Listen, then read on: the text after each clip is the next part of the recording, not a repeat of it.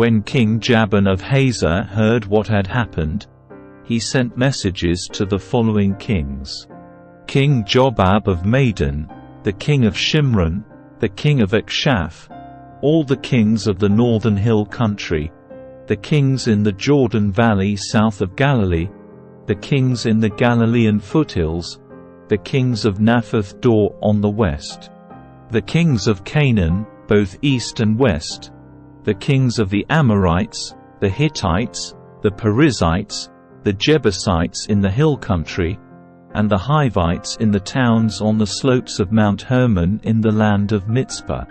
All these kings came out to fight. Their combined armies formed a vast horde, and with all their horses and chariots, they covered the landscape like the sand on the seashore. The kings joined forces and established their camp around the water near Merom to fight against Israel. Then the Lord said to Joshua, "Do not be afraid of them. By this time tomorrow I will hand all of them over to Israel as dead men. Then you must cripple their horses and burn their chariots." So Joshua and all his fighting men traveled to the water near Merom and attacked suddenly. And the Lord gave them victory over their enemies. The Israelites chased them as far as Greater Sidon and Misrephoth-Maim, and eastward into the valley of Mizpah, until not one enemy warrior was left alive. Then Joshua crippled the horses and burned all the chariots, as the Lord had instructed. Joshua then turned back and captured Hazor and killed its king. Hazor had at one time been the capital of all these kingdoms. The Israelites completely destroyed every living thing in the city, leaving no survivors. Not a single person was spared. And then Joshua burned the city. Joshua slaughtered all the other kings and their people, completely destroying them, just as Moses, the servant of the Lord, had commanded. But the Israelites did not burn any of the towns built on mounds except Hazor, which Joshua burned. And the Israelites took all the plunder and livestock of the ravaged towns for themselves. But they killed all the people, leaving no survivors. As the Lord had commanded his servant Moses, so Moses commanded Joshua. And Joshua did as he was told, carefully obeying all the commands that the Lord had given to Moses. So Joshua conquered the entire region, the hill country, the entire Negev, the whole area around the town of Goshen, the western foothills, the Jordan Valley, the mountains of Israel, and the Galilean foothills. The Israelite territory now extended all the way from Mount Halak, which leads up to Seir in the south, as far north as Baal-Gad at the foot of Mount Hermon in the valley of Lebanon.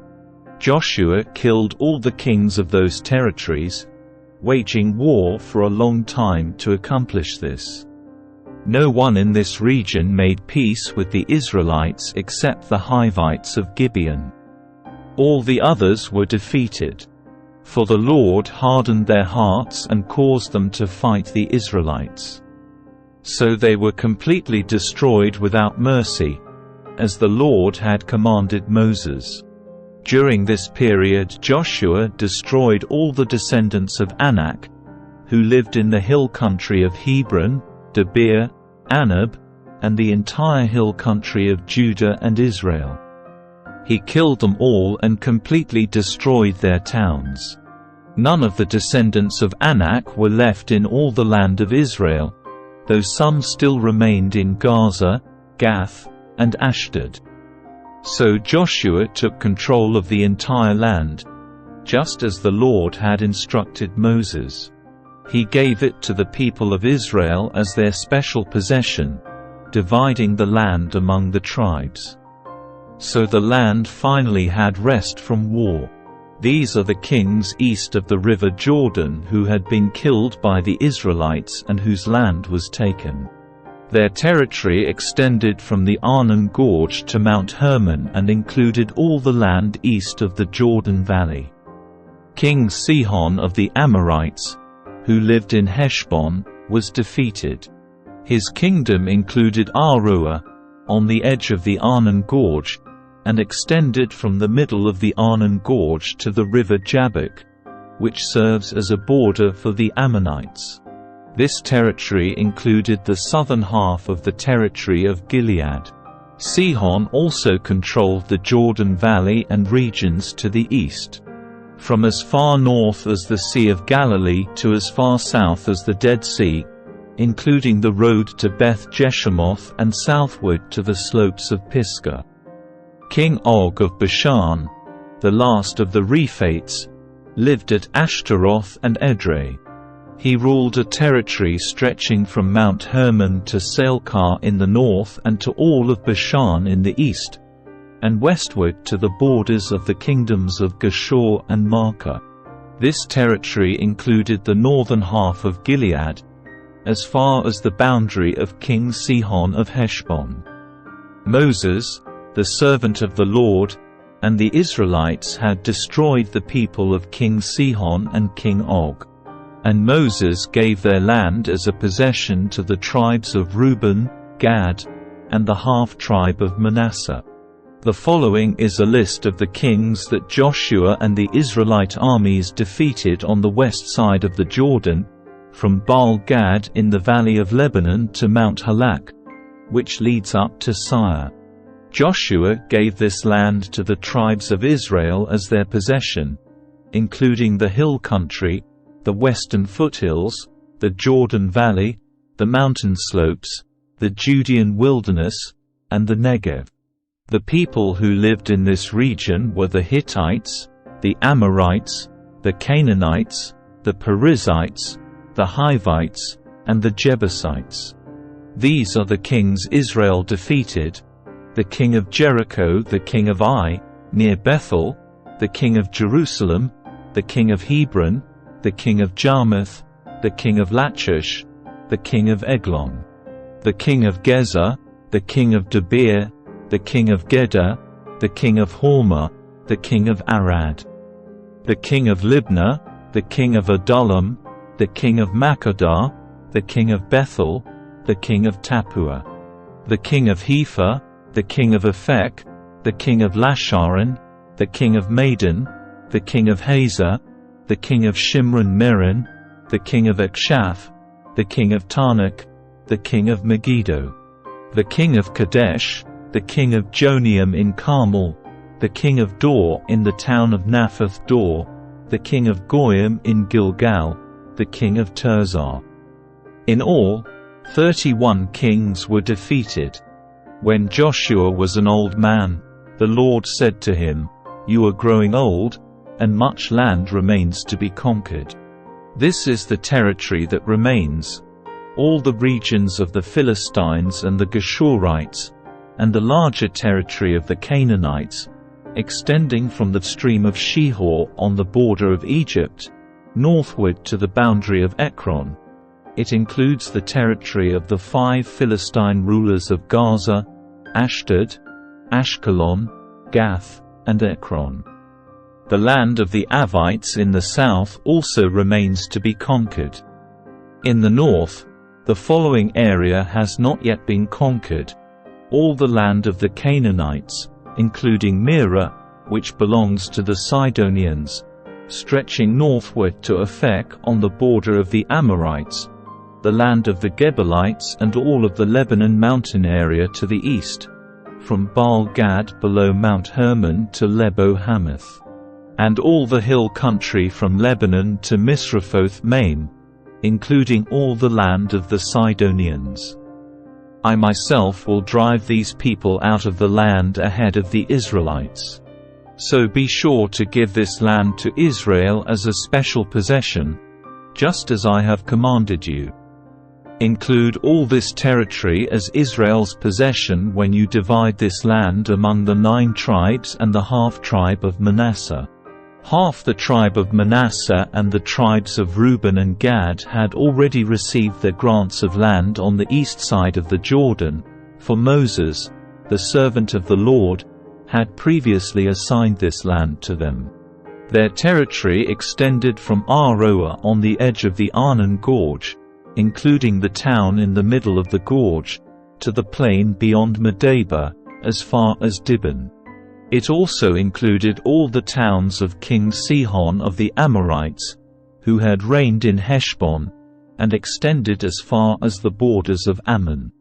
It included Gilead, the territory of the kingdoms of Geshur and Maacah, all of Mount Hermon, all of Bashan as far as Salcah, and all the territory of King Og of Bashan, who had reigned in Ashtaroth and Edrei. King Og was the last of the Rephates, for Moses had attacked them and driven them out. But the Israelites failed to drive out the people of Geshur and Maacah, so they continue to live among the Israelites to this day. Moses did not assign any allotment of land to the tribe of Levi. Instead, as the Lord had promised them, their allotment came from the offerings burned on the altar to the Lord, the God of Israel. Moses had assigned the following area to the clans of the tribe of Reuben. Their territory extended from Aroer on the edge of the Arnon Gorge, including the town in the middle of the gorge, to the plain beyond Medeba. It included Heshbon and the other towns on the plain, Dibon, Bamoth Baal, Beth Balmeon, Jahaz, Kedemoth, Mephath, Kiriahum, Sibmah, Zereth Shahar on the hill above the valley, Beth Peor, the slopes of Pisgah, and Beth Jeshemoth. The land of Reuben also included all the towns of the plain and the entire kingdom of Sihon. Sihon was the Amorite king who had reigned in Heshbon and was killed by Moses along with the leaders of Midian, Evi, Rechem, Zur, Hur, and Reba, princes living in the region who were allied with Sihon. The Israelites had also killed Balaam son of Beor, who used magic to tell the future.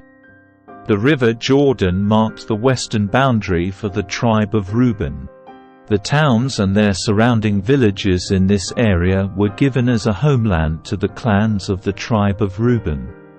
Moses had assigned the following area to the clans of the tribe of Gad.